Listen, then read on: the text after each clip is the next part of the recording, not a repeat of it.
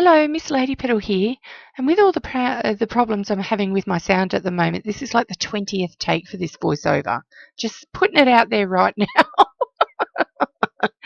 But I've started on this gorgeous little picture that I'm going to paint, and I'm going to use finger painting a lot. I essentially, Nadine from Canada posted this beautiful gallery of National Geographic prints or photographs a couple of months ago, and this one particularly caught my eye, and it's of a little mouse looking through the crack in a wall, and I just immediately fell in love with the mouse and saved the picture and thought to myself, one day I am actually going to paint this. And I sat down and sketched it out in a different journal, not this journal, for myself to just to see how I thought it would look. And I loved the way that the sketch turned out. I'm actually using a water-soluble dark brown graphite pencil at the moment, but it doesn't really smudge the way a normal graphite pencil does, and it makes this kind of sketch easier. You can rub it out, so that's really good, but there's my basic sketch there, and I'm actually going to pick my palette of colours and finger paint. Now that's a lot of fun, and I'm actually going to put some music through the majority of the finger painting, because essentially you just need to see the process. So that is Indian orange. I'm also using white cream, I'm using coral, I'm using sand, I'm using yellow toning grey, I'm using two different types of burnt umber, one that's transparent and one that's opaque, and I'm also using Australian sienna, which is like a yellow oxide. And all of these colours together I blend in different combinations, so I don't think actually many of the colours, except for maybe the toning grey and the dark umber, actually get seen on their own. And so we just have permanent permutations of colours happening here. And because the background of the photo was actually blurred, it made it really interesting to think about a way that I could paint this, and the texture that you get with your fingers you cannot get with a brush. You just can't get that softness with a brush, and the way that you blend colours on the page is just different with a brush. And I think with the kind of deep stucco wall that I was working with in the reference photo, this technique just suited me down to the ground, and I just loved the idea of being able to essentially finger paint the entire page. And this is in my Large Delusions journal, and my paint was starting to really dry out really quickly, so it was a challenge to kind of get all this done. But I'm going to leave it very shortly to the music so that you can just see my process. This is speeded up about 3.5 times. The page took me about an hour in total to complete, and I really enjoyed that process of painting with my fingers.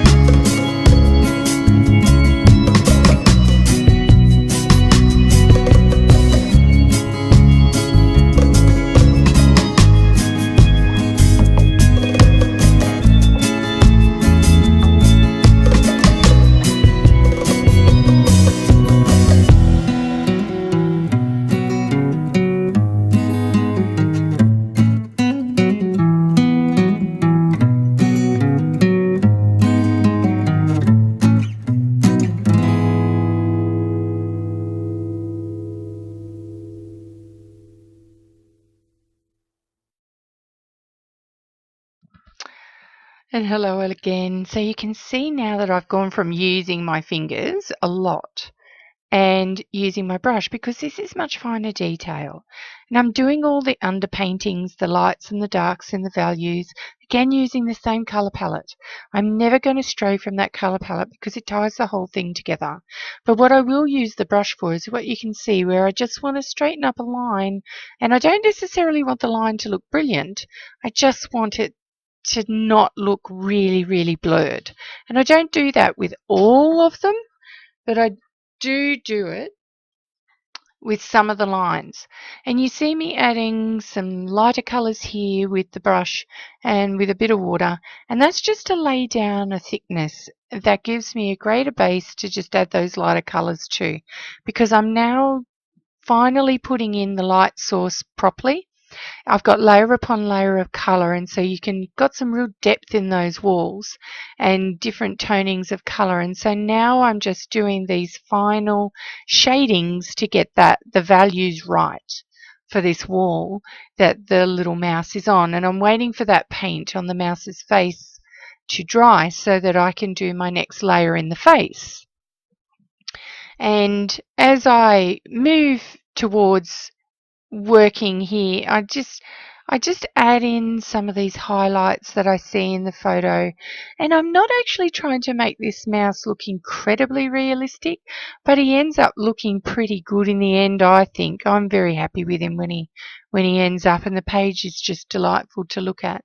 But I just, you know, for my own sensibilities, I guess, I think it's really good sometimes when you really love what you do. Sometimes I feel a real sense of accomplishment, but other times I really, really just love what I do. And this page is one of those. It's a page that I deliberately downloaded the reference photo with the full intention of actually painting this, and I didn't know what form it would take, but I'm very happy with how it worked out. Now, and this is just a black waterproof, fade-proof marker, and I'm now going to put in some of the really fine details, and I wanted his eyes to be very black, and I wanted some of his features I don't want this to be illustratorly because it's not, but what I want to do is accentuate some of the details of his face and some of his features so that we just really get some difference between the light and the shade. And the last layer that I will do on the mouse is actually Prisma pencils, because they're nice and waxy and creamy, and I have a very, very smooth surface here, and they will enjoy the light tooth of this. And so I'm just going to go over and add the detail of the hair of the mouse, because I could either go in with an incredibly fine brush and do this, but I find often that I like the creaminess of the pencils and the really fast variation that you can get. Like, I've just used 4 different colours there on that mouse, 5 now, and I can just go and keep toning those colours, and they really match up with the paint colour palette. Even that pink matches up with the salmon pink of the walls, the coral, and that is one of the colours that I created with some of my blends. So now I'm just adding some highlights in, and just those little bits that, you know, show that the light's catching. Very, very cute. Oh, sweet little mouse. I have a thing for little field mice. I grew up on a farm, so I'm very familiar with mice. But I enjoy I enjoy cuteness in nature, and I enjoy the triumph of, I mean, how an original little house. And I'm going to put in his whiskers, and his whiskers were so extensive in the photo. I just loved it, and so I just really wanted to accentuate that as being quite his major standout feature, was his absolutely luscious whiskers. And we're coming right to the end of this page now, and I just love it. I'm going to do some lettering on it, but it's essentially what I'm just going to say is, where there is a glimmer of light, there is hope. And that's what I got here. I got that this mouse would look for just a glimmer of hope, which was a crack in a wall, and find something like a little home there. Now the light here on this particular angle didn't show up the pencil as well as I would have liked here, but it comes up really well on the original and the scan, and we're just going to get that now.